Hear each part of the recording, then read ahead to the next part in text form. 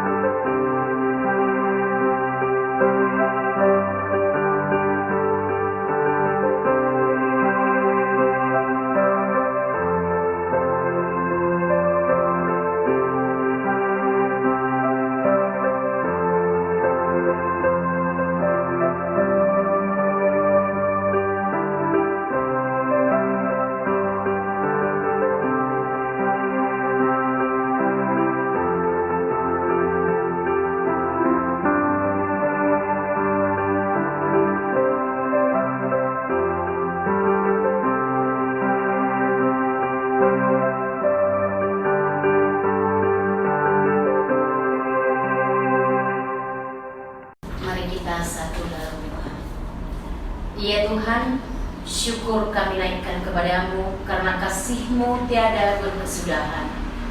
Engkau selalu setia menyertai kehidupan kami, walaupun kami sering berlaku tidak setia kepadamu. Kiranya pengampunan-Mu berlaku atas kehidupan kami. Sekarang ya Tuhan, kami telah berkumpul dalam persekutuan ibadah keluarga. Kiranya Tuhan melayakkan kami untuk menghadap hadirat-Mu. Kami mohon Engkau memimpin kami dari awal hingga akhir ibadah ini, sehingga ibadah ini boleh berkenan di hadapan-Mu dan boleh menjadi berkat bagi kehidupan kami. Amin. Bapak Ibu dan Saudara, kita sama-sama membaca Mazmur berbalasan dari kitab Mazmur 112 ayat yang pertama sampai yang ketiga. Haleluya, berbahagialah orang yang takut akan Tuhan, yang sangat suka kepada segala perintahnya. Anak cucunya akan perkasa di bumi. Angkatan orang benar akan diberkati. Harta dan kekayaan ada dalam rumahnya. Kebajikannya tetap untuk selamanya. Kita sama-sama memuji dan memuliakan nama Tuhan dari Kidung Jemaat 362 ayat pertama sampai kedua. Aku milikmu, Yesus Tuhanku.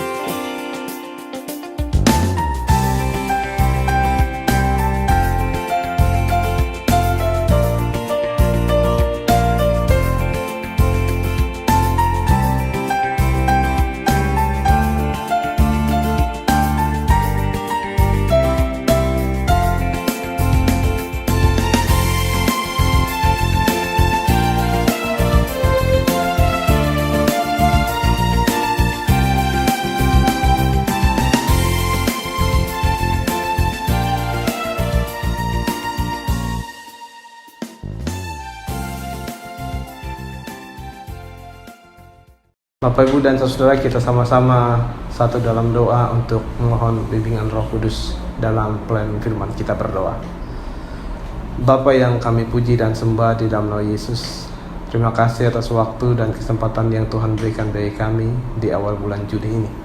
Tuhan menolong memberkati supaya kami sama-sama dapat menyimak apa yang dapat kami lakukan untuk memuji dan memuliakan nama-Mu di bulan yang baru ini. Terima kasih Bapa. Hanya di dalam nama Tuhan Yesus kami sudah berdoa dan bersyukur. Amin. Bapak, Ibu, dan saudara, kita sama-sama membaca Alkitab. Mari kita berdiri. Kita akan membaca Alkitab dari kitab Imamat 18 ayatnya yang ke-6 sampai 30. Demikian ini bunyi firman Tuhan. Siapapun di antaramu janganlah menghampiri seorang kerabatnya yang terdekat untuk menyingkapkan auratnya. Akulah Tuhan. Janganlah kau singkapkan aurat istri ayahmu, karena ia hak ayahmu. Dia ibumu, jadi janganlah singkapkan auratnya. Janganlah kau singkapkan aurat seorang istri ayahmu, karena ia hak ayahmu. Mengenai aurat saudaramu perempuan, anak ayahmu atau anak ibumu, baik yang lahir di rumah ayahmu maupun yang lahir di luar, janganlah kau singkapkan auratnya. Mengenai aurat anak perempuan dari anakmu laki-laki atau anakmu perempuan, janganlah kau singkapkan auratnya, karena dengan begitu engkau menodai keturunanmu.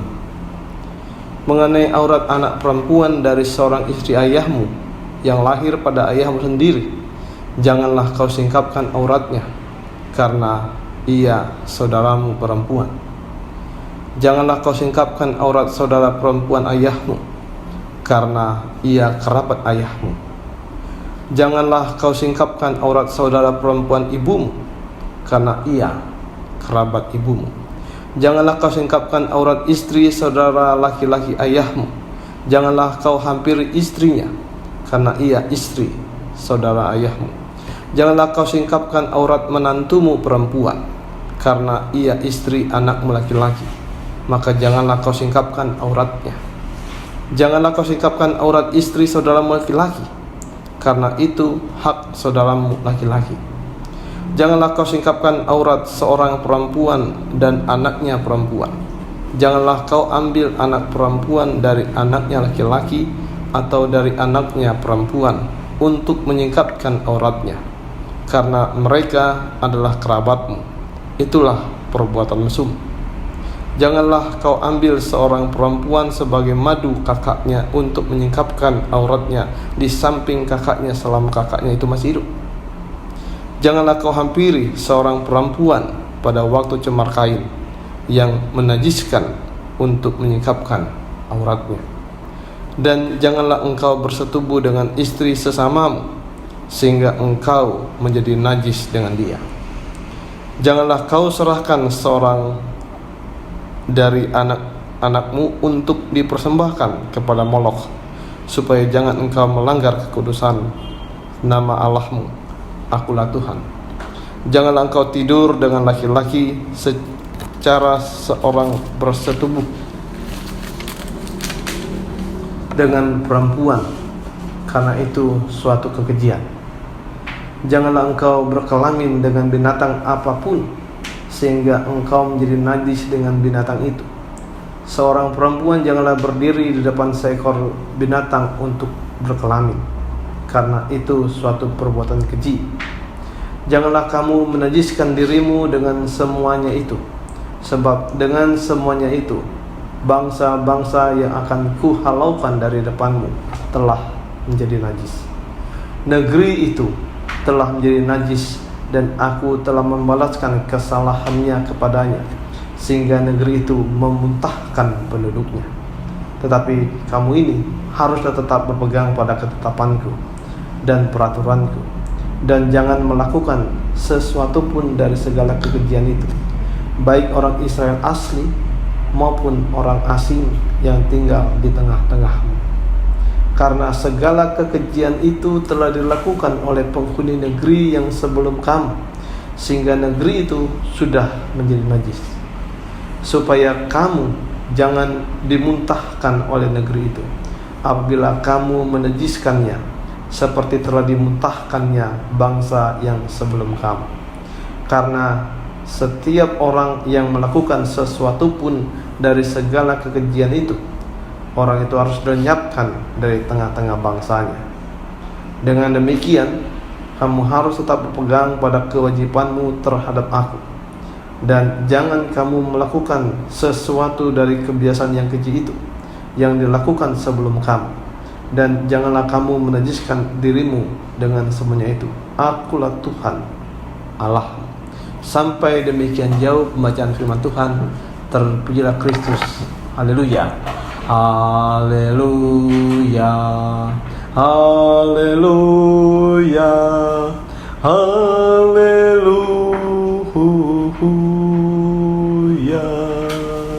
Silakan duduk. Selamat malam Bapak Ibu dan saudara-saudari.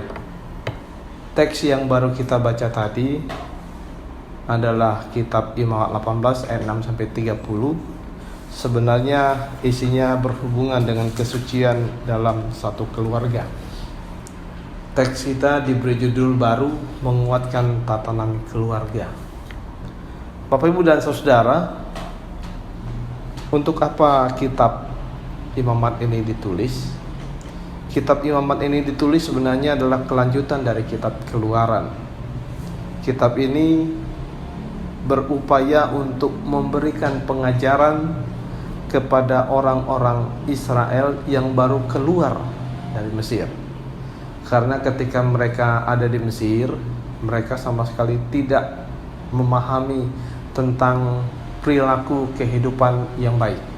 Mereka taunya hanya budak dan juga majikan. Mereka tidak tahu tata krama. Justru karena situasi itu mereka harus keluar dari Mesir yang dipimpin oleh Allah melalui Musa.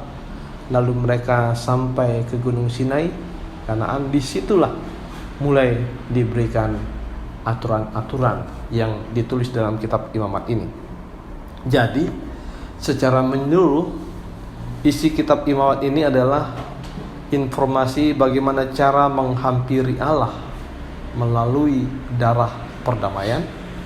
Yang kedua, isinya adalah standar hidup kudus menurut Allah. Jadi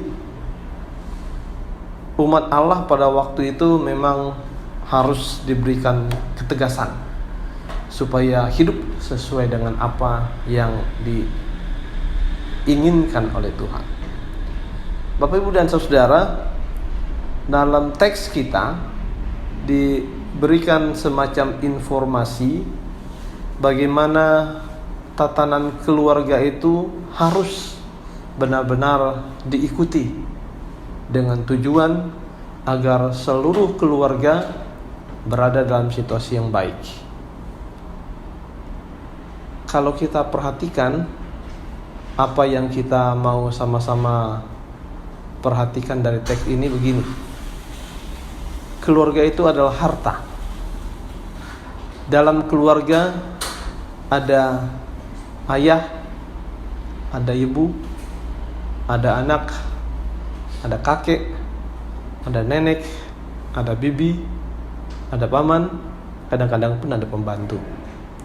Nah, itu sebagian dari keluarga kecil. Tetapi menurut teks yang diungkapkan oleh kitab Imamat ini, ayah punya keluarga sendiri, ibu punya keluarga sendiri, kita punya keluarga sendiri. Nanti lagi ada paman dan tante juga ada keluarga sendiri dan lain sebagainya. Itu semua saling kait-mengkait. Jadi dalam teks ini Bapak Ibu dan saudara, memang diharapkan seseorang jika ia sudah lahir, ia dibina oleh keluarga itu dan ia akan diperkenalkan dengan seluruh keluarga. Tujuannya adalah supaya dia tahu siapa yang menjadi pamannya, siapa menjadi neneknya, siapa jadi bibinya, siapa menjadi kakeknya dan lain sebagainya. Nah, kalau itu sudah terjadi Bapak Ibu dan saudara, lama-kelamaan akan menjadi satu keluarga yang cukup besar. Nah, ketika ini menjadi satu keluarga yang cukup besar, ini menjadi perhatian penting lagi rupanya. Rupanya ada juga aturan-aturan yang diungkapkan di situ. Kalau kita perhatikan apa yang diungkapkan oleh catatan kitab Imamat ini, banyak hal ternyata yang perlu diperhatikan. Orang Israel dahulu menggunakan satu sistem kehidupan patriarkat, garis keturunan laki-laki. Lawannya adalah matriarkat, garis keturunan perempuan. Rata-rata di Arab, termasuk orang Mesir, Israel, orang Arab dan lain sebagainya, rata-rata menggunakan patriarkat. Indonesia sebagian besar menggunakan patriarkat, kecuali Minangkabau atau Sumatera Barat. Nah, apa yang menjadi ketentuan Bapak Ibu dan Saudara adalah laki-laki menjadi tumpuan utama. Itulah sebabnya kalau kita membaca dari apa yang diungkapkan oleh kitab Imamat ini, kebanyakan yang diinformasikan adalah bagaimana laki-laki berbuat sesuatu. Laki-laki berbuat terhadap ibunya, seorang laki-laki berbuat terhadap menantunya, seorang laki-laki berbuat terhadap perempuan lain dan lain sebagainya. Karena memang aturan yang dibuat atau aturan yang berlaku pada waktu itu adalah patriarkat. Jadi Bapak Ibu dan Saudara, kalau kita lihat secara menyeluruh, maka Tuhan melarang perbuatan tak senonoh yang dilakukan oleh setiap laki-laki kepada keluarganya. Apakah itu keluarga jauh, apakah itu keluarga dekat, atau keluarga terdekat, cucu, menantu. Ini pun tidak boleh dilakukan sembarangan. Karena menurut firman Tuhan atau menurut catatan Imamat, kehidupan-kehidupan yang di luar kehendak Tuhan adalah kehidupan-kehidupan yang dilakukan oleh orang-orang yang tidak seiman. Ketika orang Israel belum berada di tengah-tengah kawanan orang Mesir, mereka masih mengikuti tatanan yang baik. Tapi ketika mereka berada di dalam kekuasaan Mesir, maka orang Mesir itu punya kebiasaan yang luar biasa keras, tetapi juga luar biasa lemah. Salah satunya adalah mereka boleh kawin dengan siapa saja. Apakah itu berhubungan dengan saudara dekat, saudara jauh dan lain sebagainya, mereka bebas melakukan itu. Allah melarang itu. Lalu kemudian ketika mereka keluar dari Mesir, mereka diminta untuk mengikuti cara hidup yang memang Tuhan sudah tentukan. Tetapi ketika nanti mereka masuk tanah Kanaan pun ternyata punya kehidupan bebas seperti orang-orang Mesir. Dan salah satunya adalah mereka menyembahkan atau mempersembahkan anak kepada dewa untuk dikorbankan atau dibunuh. Itu yang disebut dengan penyembahan kepada dewa Moloch. Allah tidak suka dengan itu. Karena itu orang-orang Israel diminta harus berbeda. Mereka boleh berteman dengan orang-orang yang tak seiman, tapi mereka dilarang mengikuti cara-cara iman orang lain. Ini menjadi satu ketetapan yang perlu menjadi perhatian bagi kita zaman sekarang ini. Salah satu hal lagi yang dilarang adalah melakukan hubungan atau persinahan kepada binatang.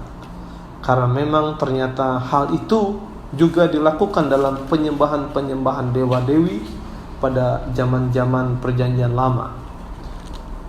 Untuk pengertian itu, maka Allah menghimbau orang-orang Israel atau orang-orang yang percaya untuk benar-benar melakukan aturan ini. Tujuannya adalah supaya Allah memberkati orang yang percaya kepadanya. Dan jika itu tidak dilakukan, maka Allah tidak main-main. Allah langsung menghukum, dan hukumannya bukan hanya cacat, tapi langsung mati. Itu sesuatu yang kita bisa baca dalam ayat 29. Saya baca lagi. Karena setiap orang yang melakukan sesuatu pun dari segala kekejian itu, orang itu harus dilenyapkan dari tengah-tengah bangsanya. Jadi ini bukan sesuatu yang main-main. Ini sangat-sangat serius. Bapak, Ibu, dan Saudara, pertanyaan kita adalah, bolehkah kita berteman dengan teman-teman kita yang di luar iman Kristen? Dalam pemahaman Kristiani, kita diperkenankan untuk melakukan pertemanan dengan mereka yang non-Kristen. Tetapi jelas, Bapak, Ibu, dan Saudara, kita diminta bukan untuk mengikuti aturan iman orang lain. Kita diminta mengikuti persahabatan. Iya, persahabatan oke. Teman oke. Tetapi bukan berarti kita harus menghilangkan iman kita. Kenapa? Kalau kita perhatikan, Bapak, Ibu, dan Saudara, teman-teman kita yang di luar Kristen, mereka juga tuh punya iman. Dan mereka juga benar-benar mengatakan, saya punya iman A, iman B, iman C. Kenapa kita gak berani? Kita harus juga berani seperti mereka. Kita nyatakan iman kita. Bahkan iman kita adalah iman yang dihormati sebenarnya. Hanya kita yang kadang-kadang ketakutan. Bapak, Ibu, dan Saudara, apa yang diangkat oleh kitab ini mau memberikan penjelasan pada kita bahwa keluarga adalah salah satu dasar yang paling penting untuk kita pertahankan. Keluarga adalah hal yang harus kita lindungi. Keluarga adalah satu hal yang harus kita sama-sama perhatikan dengan baik. Mengapa? Pertanyaannya adalah, apakah kita bergantung pada keluarga? Kita harus katakan iya. Sejak kecil, ketika kita lemah, ketika kita masih bayi, bukankah keluarga yang membantu kita? Bisa saja ayah kita, bisa saja ibu kita, bisa saja kakak kita. Atau kalau semua tidak bisa melakukan bantuan itu, bisa saja nenek kita, bisa saja cucu jauh atau keluarga jauh dan lain sebagainya. Artinya apapun yang terjadi, kita harus berhutang budi dengan keluarga, dan keluarga itu diciptakan Tuhan untuk kita. Jadi bukan dunia ini yang memberikan keluarga, bukan. Tuhan yang menciptakan keluarga. Oleh karena itu, maka kita harus punya peran penting untuk keluarga. Jangan sia-siakan keluarga kita, atau jangan hancurkan keluarga kita. Bapak, Ibu, dan Saudara, keluarga adalah tempat yang paling awal kita dapat perlakuan baik. Keluarga diciptakan oleh Tuhan untuk membantu kita sejak awal. Dari situ kita bisa memahami bahwa kita harus punya peran untuk keluarga kita masing-masing. Kita harus berdamai dengan keluarga kita masing-masing. Jika kita memiliki sesuatu yang salah, maka sudahlah, tinggalkan semua kesalahan-kesalahan yang ada. Tinggalkan semua rasa sakit yang ada. Kita harus kembali pada keluarga kita. Jadi, Bapak, Ibu, dan Saudara, keluarga itu memang bermacam-macam. Bisa kita katakan ibarat musik yang dimainkan oleh orang di panggung. Musik yang ada itu bermacam-macam. Bisa gamelan, bisa keroncong, bisa gitar, dan lain sebagainya. Musik itu bisa menjadi indah kalau dia satu nada dan dimainkan secara baik. Tapi musik itu bisa tidak indah kalau dia memainkannya sembarangan, tidak dikomando. Maka itu akan membuat suara gaduh. Hampir sama, Bapak, Ibu, dengan keluarga. keluarga jika tidak diatur, atau keluarga jika tidak mengikuti apa yang diatur dengan baik, maka keluarga itu akan kacau. Justru keluarga itu harus teratur, harus diatur. Jadi kalau ada keluarga yang tidak mau diatur, itulah yang menjadi masalah. Kita dalam semua hidup harus diatur. Justru dengan keteraturan itu kita menjadi sukses. Oleh karena itu, Bapak Ibu dan Saudara, jangan anti dengan peraturan. Peraturan adalah sesuatu yang memang sengaja dibuat oleh Tuhan untuk kita. Sejak awal, Bapak Ibu dan Saudara, perhatikan, sejak awal Allah sudah mengatur orang Israel ketika mereka keluar dari Mesir. Aturan-aturannya bahkan sangat keras. Kenapa sangat keras? Karena memang pada waktu itu orang Israel juga sangat keras, tidak tahu apa-apa, dan mulai dari situ. Bagaimana dengan kita? Kita juga, Bapak Ibu dan Saudara, diharapkan bisa mengikuti aturan baik. Aturan gereja, aturan perusahaan, aturan lalu lintas, banyak aturan.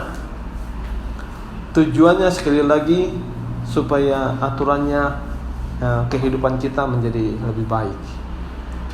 Salah satu hal yang kita akan sama-sama jalani pada akhir-akhir ini adalah hidup cara baru yang setelah kita mungkin dinyatakan tidak lagi berada dalam karantina.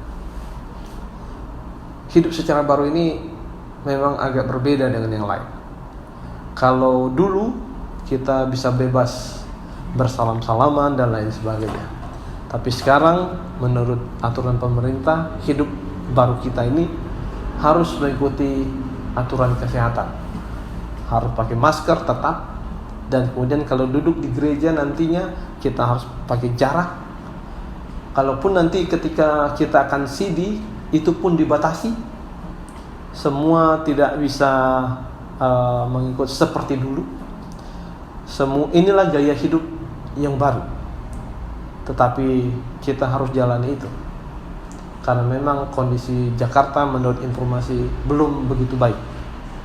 Oleh karena itu, Bapak Ibu dan Saudara, kita tidak bisa mengatakan bahwa ini sengaja diatur seperti ini, bukan. Ini memang situasi yang harus kita tanggapi begitu. Banyak sudah informasi yang menjelaskan bahwa kita memang harus ikuti aturan. Jadi belajarlah mulai saat ini mengikuti aturan-aturan yang ada, supaya melalui aturan-aturan itu kita juga diselamatkan, kita juga hidup dalam situasi yang lebih baik. Khususnya di tengah-tengah keluarga. Ketika kita sama-sama melakukan sesuatu yang baik, keluarga kita baik, hidup kita baik, dan justru rencana-rencana kita juga akan terencana dengan baik. Biarlah itu menjadi perhatian dan kita lakukan dalam hidup kita hari demi hari. Terpujilah Kristus. Amin.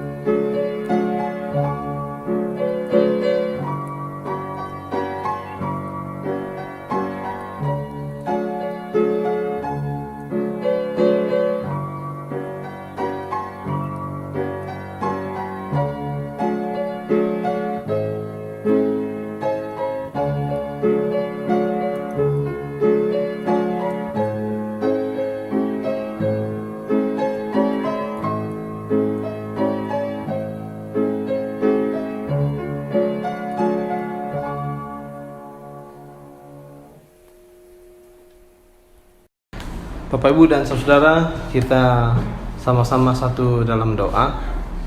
Doa ini nanti kita bagi. Kaum bapak akan mendoakan untuk bangsa dan negara. Kedua untuk GPIB, fungsionaris Majelis Sinode dan selanjutnya. Ketiga dan keempat itu kaum ibu, dan yang kelima anak.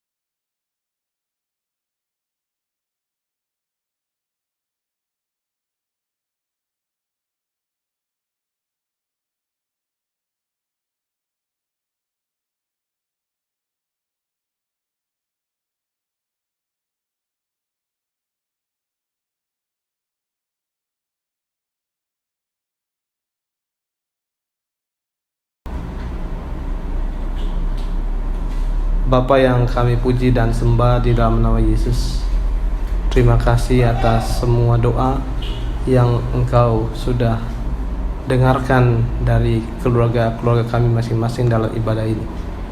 Kami teringat Tuhan akan suasana kami di bulan Perkes GPIB bulan Juni ini yang masih berada dalam situasi pandemi.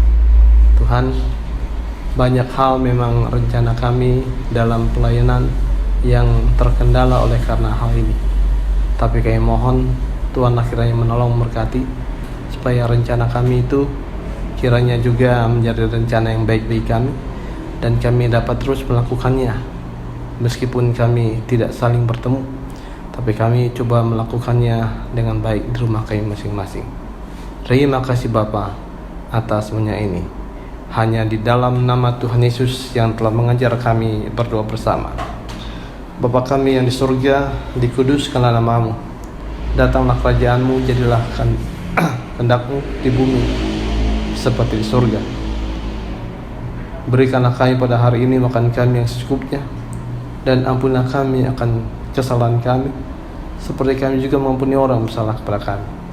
Dan jangan bawa kami ke dalam pencobaan, tapi lepaskanlah kami daripada yang jahat. Karena Engkaulah yang empunya kerajaan dan kuasa dan kemuliaan sampai selama-lamanya. Amin. Saatnya kita memberikan persembahan syukur kita kepada Tuhan.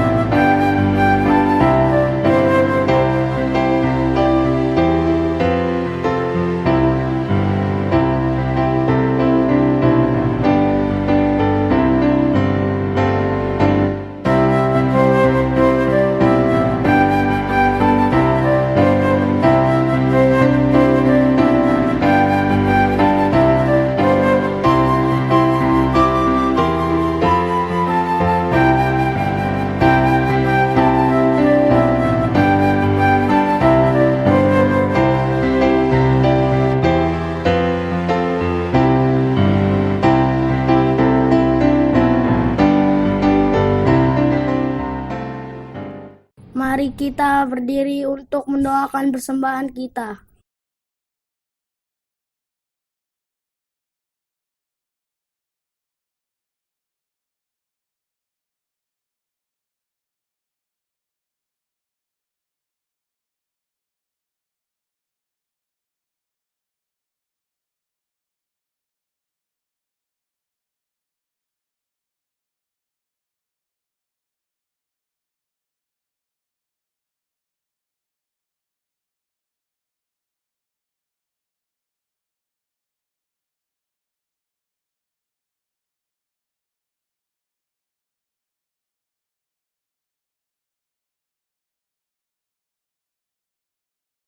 Bapak, Ibu, dan saudara, mari kita berdiri.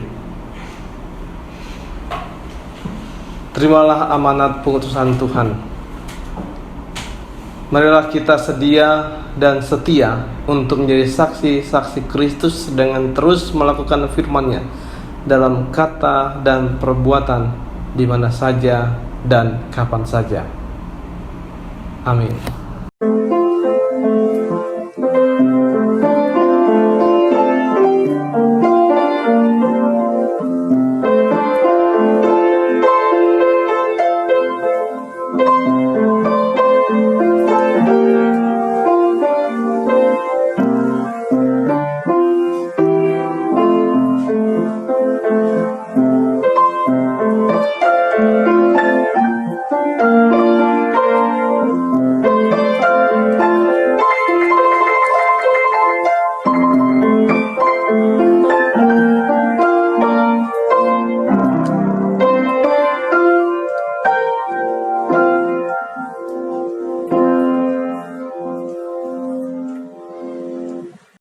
Bapak, Ibu, dan Saudara, arahkanlah hati dan pikiran pada Tuhan serta terimalah berkat-Nya.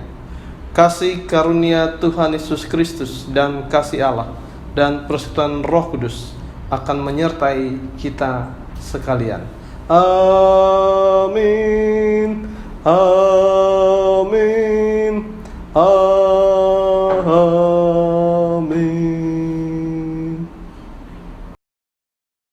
Bapak, Ibu, dan Saudara, ibadah keluarga kita sudah selesai.